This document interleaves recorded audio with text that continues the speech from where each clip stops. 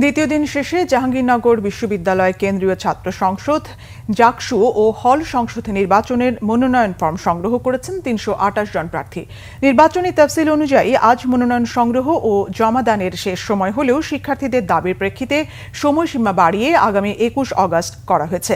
বিকেল ৫টায় জাকসু নির্বাচন কমিশনের নিয়মিত সংবাদ সম্মেলনে নির্বাচন কমিশনের সদস্য সচিব অধ্যাপক AKM রাশিদুল আলম এসব তথ্য জানান। তিনি জানান, দ্বিতীয় দিনে কেন্দ্রীয় সংসদের জন্য ৪০ জন ও হল সংসদের জন্য ১৫৫ জন মনোনয়ন সংগ্রহ করেছেন।